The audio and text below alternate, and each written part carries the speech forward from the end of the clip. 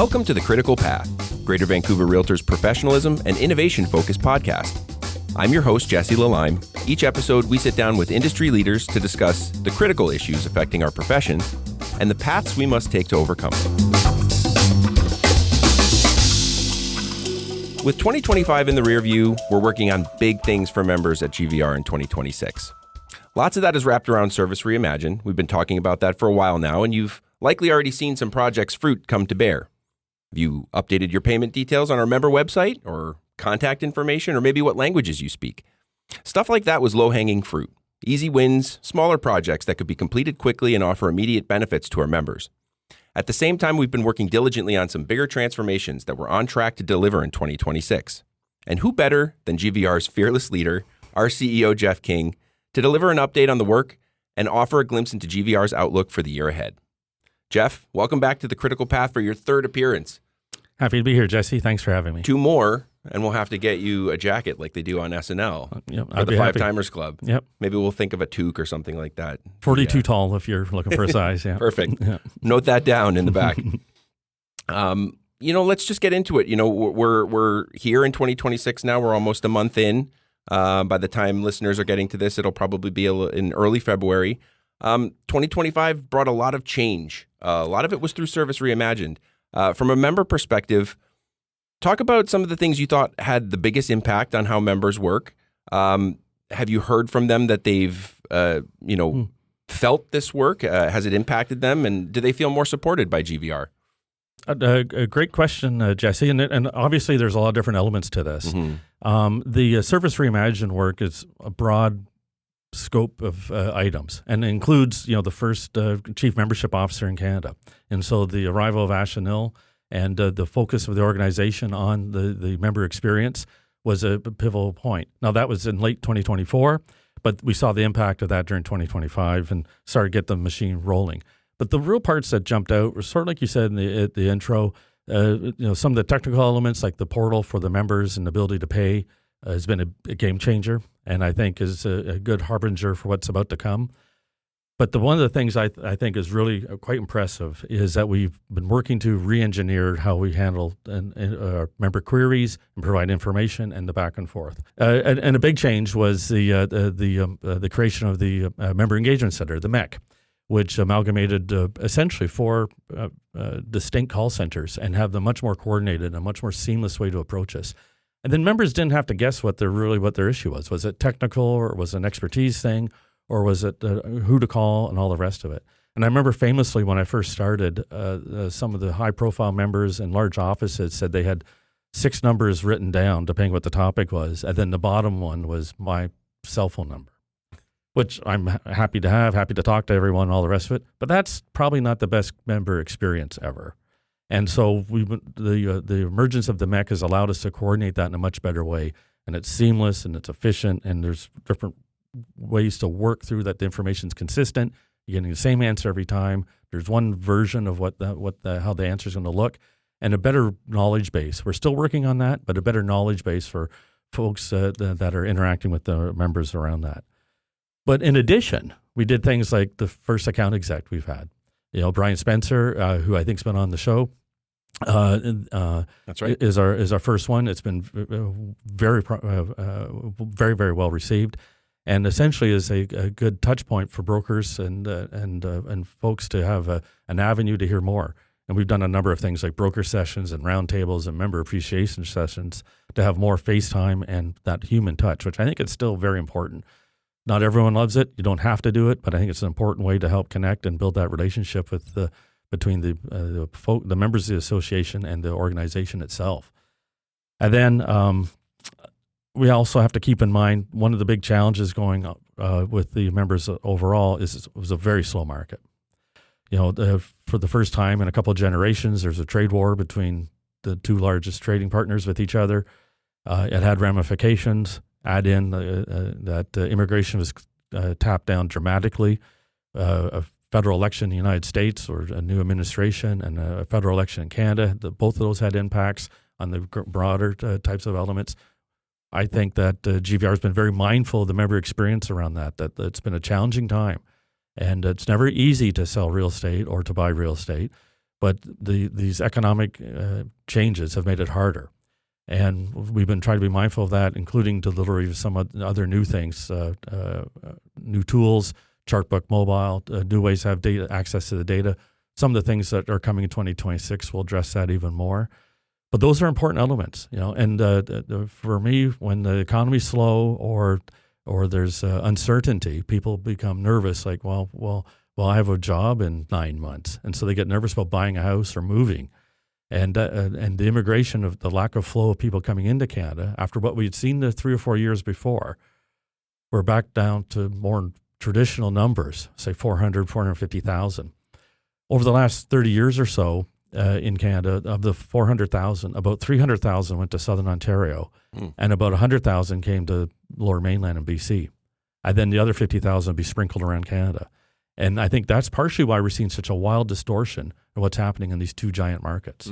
Because I was just going to suggest that, a lot of these elements that are clouding kind of some of the outlook for 2026 have been in place for a while now. And it really did kind of put a damper on 2025 from a sales perspective, from, economic perspective, from all of those things. Is that largely kind of responsible for some of the issues that we had kind of with some of our rollouts for last year? Well, it was definitely a feature. We were very mindful of how things were evolving. Part of our revenue is based upon listings and such, of course, but also success fees. And with fewer sales, that has an impact. So we have to be very mindful and judicious on how we want to handle these things. But we also know the broader economic impact. So we worked very hard to build a relationship and negotiate an arrangement with BCFSA and have the GVR brokers exempt from the data call, which is coming probably by the time our listeners hear this. I think that will provide a welcome relief to the brokers in our catchment about not having to prepare that information. We'll take advantage of our scale to provide a flow of information to BCFSA and also to receive some information back that we've been asking for years. Additionally, we did a few affinity type programs, with Canada Post and with Shell Canada and TELUS and things like that to help provide extra value, and both for the realtor themselves, but obviously for their clients. So in terms of, because at the end of the day, we're doing all of this really for the benefit of our members, to be able to serve them better, to be able to help them provide the service that is expected of today's real estate consumer. What have you heard from members about these things in terms of maybe what's been really helpful for them so far and maybe what hasn't been really helpful for them so far? Yep. Fundamentally, the members are looking for a few very key things from us, and that's predictability and reliability around the MLS. And does it turn on in the morning? Does it work? All that stuff, and we put a lot of effort into continuing improving that. But that is still an area that we want to continue to evolve. The relationship with the BCFSA and the data call was extremely well received. It's going to save a lot of work for people. It's going to save a lot of work, and I think I'm a big believer certainly when it comes to data and the flow of information in this modern era. Building bridges is much more powerful than trying to dig a moat. And by building a bridge with our regulator, I was just going to say, particularly with our regulator, right? Absolutely, right. And so I think it harkens a new era, and it's going to save a lot of work for our members. I heard from about 40 people within 24 hours. It's by far the strongest and most robust positive response I had since I took the role a little bit over 4 years ago, which is encouraging. And there's been a lot of positive feedback since, and we're talking to other parties to see if we can maybe help them to have similar type successes. But not everything was universally loved. The rollout of Respi AI received some negative feedback. I've got some experience with artificial intelligence, and from what I've learned, AI learns the best, almost like a child. And there's a famous story when IBM was building Watson, one of the first large commercial AI tools. They just said, well, let's put this learning path to the test and turn Watson loose. And Watson's secret weapon really was its ability to process a lot of pages. So it was going through about 700,000 Facebook pages a second. And they gave it 6 weeks and said, tell us about dogs. 3 weeks 4 weeks into it, they started asking a series of questions to Watson, tell us about dogs. And at that time, Watson was concluding, this is a while back, like pre-pandemic, was concluding that dogs were small children. And it was doing that based on, look at my baby, doesn't he look cute with his hat? Or look at, here's my girl, she's got her boots on for the rain, all that stuff. By the end of the 6 weeks, it had mapped out the canine DNA genome to the point where it raised questions if dogs were actually descendants of wolves or from something wolf akin, which is now commonly accepted science. So there's a learning path to help AI to be the most robust and to be the most able to adapt. When we rolled out Recipe.ai, especially in the first 4 or 5 days, there were some embarrassing hallucinations and some borderline insane over simplifications. Nice window, features glass. Vents on the floor, a carpet, all this type of stuff. But it started a process around building up a large AI database, and it's become much more sophisticated over the resulting 11, 12 months since it's the initial rollout. And the reason why that's important is because there's new entrants, and the fact checking on the fly is a brand new thing that realtors are starting to deal with. It's always kind of existed, but it's been turbocharged by ChatGPT and Gemini, Trump, all these things. Fake news, exactly, all that stuff, right? And the ability to search all these things. And frankly, it's not just real estate professionals, medical professionals, legal professionals, accountants, everybody's car salesmen. They're all dealing with it, right? And I had the good fortune last summer to speak at a conference, and other executives on this. It wasn't just about me. I was one of the speakers, and I was talking about a couple industries, obviously real estate being the main one. But there was people there from automotive and from the giant law firms, things like that, and they're finding that they're being fact-checked, even if they know it's, hey, here's my advice, all those types of things. And I think we're at the beginning of that for our industry, and it's going to hit epic proportions as we go along. Doesn't mean the end of realtors. It means new tools for realtors and new platforms to take advantage of. And the idea of GVR and our members having our own system, Recipe.ai, built into Paragon, is I think an important strategic advantage. But there was stumbles at the beginning, and it was embarrassing. And if we were to do it over again, I would probably say let's start with a smaller group and work out some of the bugs for the 4, 5, 6 months, and then start to roll it out broader.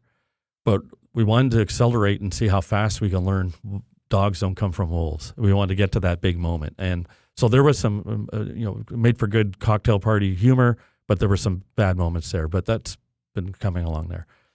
A couple of other elements. We still have issues around web forms. There's still issues around, some of the process elements of how deals are made and documented. And so a lot of the work that we've been putting on in the background in 2025, and it's going to be accelerated in 2026, is around simplifying the process and really working towards digitizing and making it clearer and more consistent, including verified identification, things like that. I went through my own real estate transaction. I must have shown my driver's license a dozen times. That's what it felt like anyways. And signing hundreds of forms that seem very repetitive, all that stuff.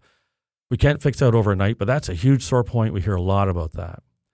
And then another element that was generally quite well received, but there was some folks were frustrated by it and reached out to me directly, was around the charity element that we introduced. Okay. Which was right around a year ago. And so starting for this year, there's $1 per month, and then also a portion of the medallion tickets will be going towards charity. GVR has always had a relatively small charitable charity function. It existed, but it was microscopic compared to other real estate boards across North America, frankly. And in an industry that's under attack from several directions, I think there's a wise strategy to help reposition this differently. I know it can be frustrating to spend $1 a month, but the reality is that because of our size and the 15,000 strong members, allows us to generate some decent numbers fairly quickly and to help project realtors in a slightly different light to a different audience. Overwhelmingly, it was well received, but I'm not blind or deaf. I did hear from people who were unsatisfied with that. But generally, the membership engagement's been quite high, and I'm excited about where we're going. Yeah, I mean, the shift in the charitable fund that we're launching now is a substantial one because, like you said, the charitable function we had here was meaningful, but it was small potatoes kind of compared to, like you said, some of the other real estate boards across the country who were following the model that we're following now, and able to do some more substantial things in the name of their members, right? So yeah, you're absolutely right, and they're well known to a lot of the listeners. Calgary's famously has a very robust plan. Fraser Valley, of course, they sold their back 40, built a foundation. I think that's very progressive, and kudos to Fraser Valley Real Estate Board for making that move. I think that's proven to be very wise. And but you'll be hearing more about this as we progress through 2026. So pulling back into a little bit more of a general view looking ahead, what does a really good year for GVR look like this year? And again, with the context of the fact that we have these external factors that are, weighing down the market, how can we come out really strong in a weak year that way for our members? Yeah, that's a great question. And there's only so much we can control. Right, and at the end of the day, GVR is a relatively small organization, and this is a talking point I use a lot because I think it's impactful. If the three of the largest employers in organized real estate are CREA, the National Association, TREB, the Toronto Regional Real Estate Board, and GVR. In total, we're about 380 employees between the three organizations, including Realtor.ca, which has been spun off but still wholly owned subsidiary. Mm-hmm. The average Walmart in Canada has about 400 employees. Now, different model, different industry, totally different thing. But sometimes it's easy to fall into the maybe the almost delusion that, the real estate board can do all these amazing things. The reality is GVR's got about 100 people, a little bit over 100 folks. CRE's about the same. Toronto's a bit bigger. That is not huge horsepower or an army of engineers we can throw at a bunch of different things.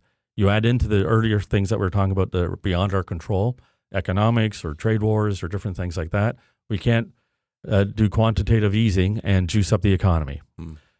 But we have a strategic plan that has some distinct pillars that we're built upon. Obviously professionalism we've talked about a lot. And one of the big things from last year, which is in effect now, is the increase in the PDP, the Professional Development Program hours from 18 to 21.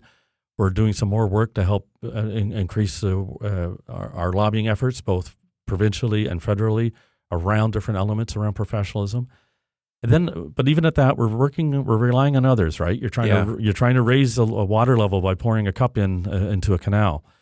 But there's other elements that we do have more control over, and those are what we kind of call our strategic pillars. And those are like operational excellence. Let's be efficient and fast and not a good place to work, and a warm, welcoming environment, both for employees and for the members themselves. Mm-hmm. Product innovation. Yeah. Let's challenge ourselves to innovate and not just say, well, it is what it is, because that's the death knell. And then the last one is industry leadership. And I think our members expect us and deserve for GVR to take a leadership role on key topics. We should have an opinion on something. It should never be GVR or Greater Vancouver Realtors were not available for comment. We should have an opinion on things. Now, sometimes you can't comment on it if it's a complicated legal issue. I get it. But if there's something that we have a vested interest in, we should stand up and take a position on these types of things. And those are the types of elements. And our strat plan's publicly available. I share it with almost anyone who will make eye contact with me because I want people to be aware of it and be able to do it. Mm-hmm. And then that's how we measure how we're doing. And I think we have to be held accountable. Are things better? Are things getting more efficient? Are we moving faster? Is there more clarity? And that includes every dimension. So in my role as CEO, my duties obviously to the members, but also there's other stakeholders. I have duties to the regulator, right. And it's not just BCFSA. FinTrack's around, and there's other folks that have a stake in our industry, but also to the employees and their families. Right. And I want to be able to stand up with pride and say, we did this, even if it's a tough decision. We've done the right thing to help move the entire organization forward in a respectful way, and just be remarkably consistent around that. Because though I do it every year, are we stronger now than we were a year ago? And I'm quite proud that, at the time when I got here it was Reb GV, but now GVR. I think we've gotten stronger every year. I'm excited about where we're going. And I think some of the work that we're going to touch on in a moment for 2026, we'll see some really good returns on that, despite a market that we can't control. Mm-hmm, mm-hmm. And that comes from, like you said, our controlling what we can control, right? Yeah. Which is kind of the key pillar to how you can plan for uncertain times. Absolutely, right? And life can be tough, and it can be depressing, and it can be overwhelming, and civil unrest in the United States or in Iran or different things happening around the world can weigh on you emotionally, and can really take the soul out of people and make it hard. We cannot fix all those things, but we operate in an environment where those things exist.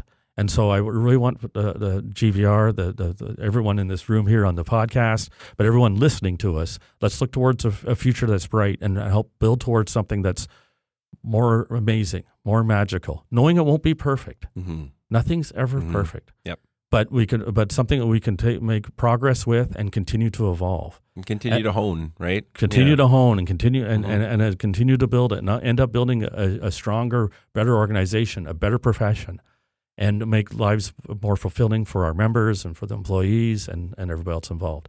There's an opportunity to do that, and we're going to seize it. So you teased it a little bit there just before. Looking ahead to 2026, what's coming this year? Like, what's one thing you're super excited for the members to get this year that we're going to roll out? One thing is that's tough. I personally, because I'm doing a lot of work on the new member website that's going to launch this year. That's kind of a big one, and I know that's drawing a lot of resources here as well. But I think the member website it doesn't feel like the sexiest thing ever, but it's going to be a game changer because it's going to allow for more self-service. I think we're going to have more. It's connected to the website, but it's also around the member engagement. We're going to have more and different ways to connect with us, including texting or SMS, social media service, things like that.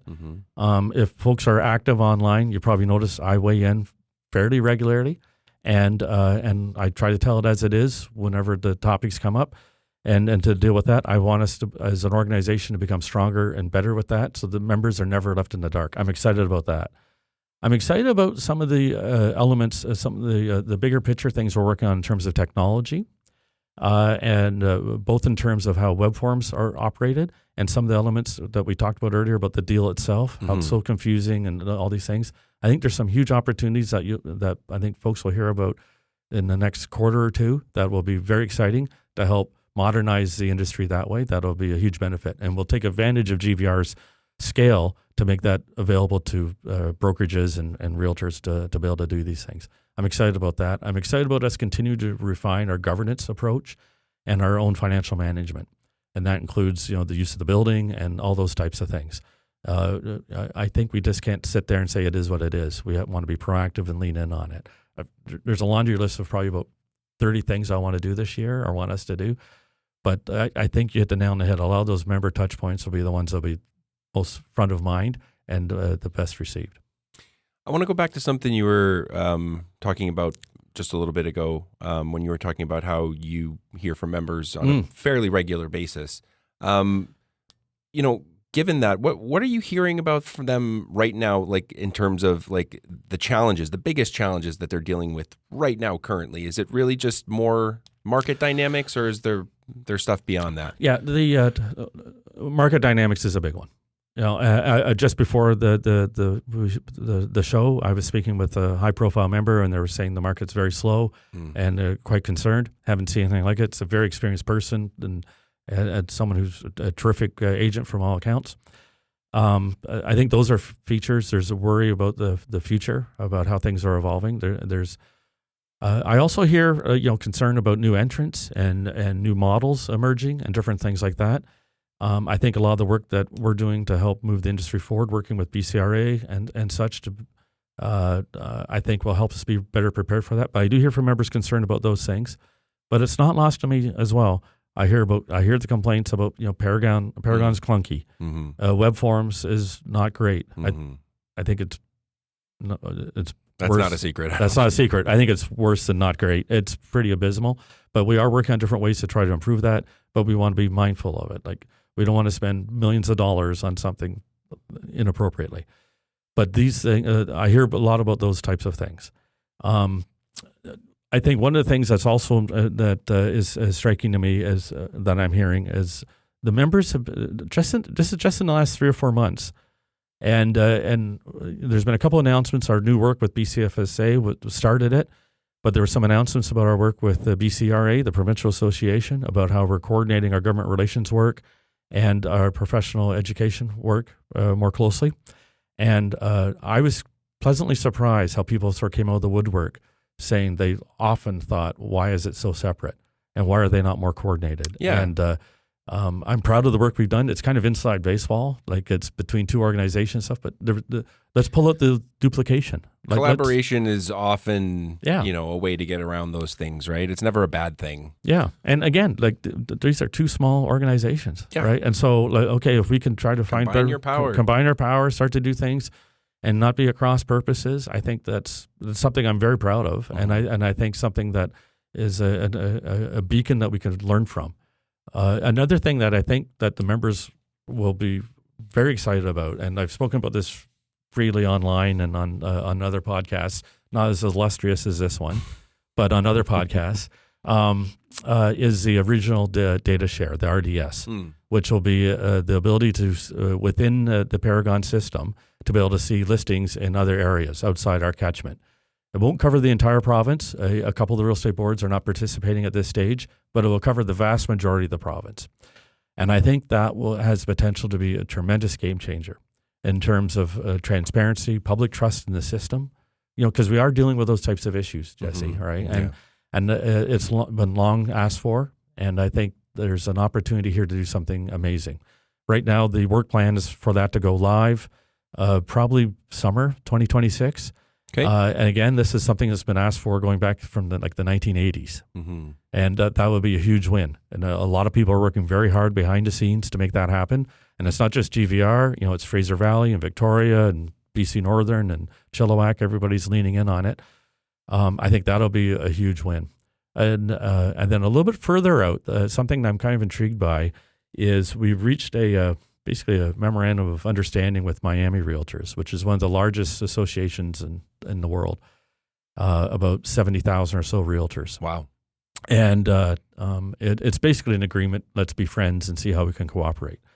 But in talking to them, I've been struck by how innovative and progressive they are, and including the suite of offerings around courses, for instance. Now, there's an adjudication process and have to get accredited, and a chunk of them are not applicable to BC or Canada, of course. But a lot of them are professional related. Mm-hmm. And I think there could be extra dimensions, because I hear loud and clear, it's not people ranting or complaining, but I'll hear like in social events or different things saying, well, I took this course, it's the same as it was 2 years ago.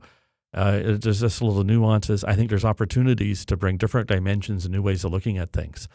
And I'm not talking like, GVR's got about 100 courses we offer.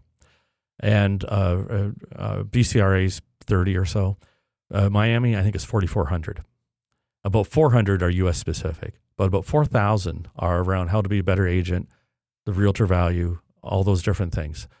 They're not all going to be available, but I think there's an opportunity there in a very cost-effective way to bring new dimensions to help people up their game and to be more successful in how they manage these things, in addition to some of the technical tools that we've been talking about. Yeah, because that was going to be my next question was, where, for the member listening, that all sounds, fantastic. We're onto but something, yeah. At the end of it, where does the member benefit, right? And where does that kind of come in? Yeah, so there's, for me, it's like pulling together different strings. It's like any large strategic issue. The reality is improving the PDP, both on the so-called domestic side, increasing the number of hours. It's nominal. I get it. Going from 18 to 21, a lot of folks are doing more than that anyways. Yeah, people wanted 6 hours instead of 3, I think, right? Yeah. There's a large, but you take what you can get. For instance, even the Miami elements, if we end up doing something with them or with California, they may not be eligible for PDP, but they could be ways to learn to help enhance your business or do different things along those lines. but to help the skill set and to help become sharper. And I can speak on my own behalf. I'm always working to try to become better and to be a stronger, more effective executive, and to have balance, both in terms of, it doesn't matter if it's technology or financial management or people skills or whatever it is. There's always abilities to improve these things. And so there's some of those things around professional development, but there's also some of the tools elements, right? So better access to data, mobile-friendly stuff, so that people can do local heat maps and be able to compare things more easily. Because we'll be competing with the folks fact-checking on the fly. Right. Sitting at the kitchen table and the spouse is sitting there roaring through ChatGPT about everything that's sold, or playing around with Gemini or doing things like that. We want the realtor to have every tool possible and to be able to be well-informed and polished and really work on taking advantage of having all those things there, and that they can do the thing that they're great at. Incredibly high EQ, emotional intelligence is off the charts generally with realtors. I've worked in 3 industries. This is by far the highest I've ever seen. But their ability to build relationships, ability to negotiate and close, those types of skills. Yeah. Let's keep refining those. Those come down to the individual generally. But if we can help fill in some of the other stuff and take away a lot of the headaches, like the forms, the repetition, the data call from the regulator, right, all those things. So to me, it's kind of a mosaic. And then if we start to pull together these different pieces to it, and we start to lay the tiles the right way, all of a sudden the picture becomes a little bit clearer. And it's not just the realtor value proposition that's under attack and being challenged. And we're working through that, and we're supporting to try to show that value. It's also the association value proposition. Oh, without a doubt. Right? Like, what am I getting for being part of GVR? What do I get for being part of BCRA or CREA or what have you?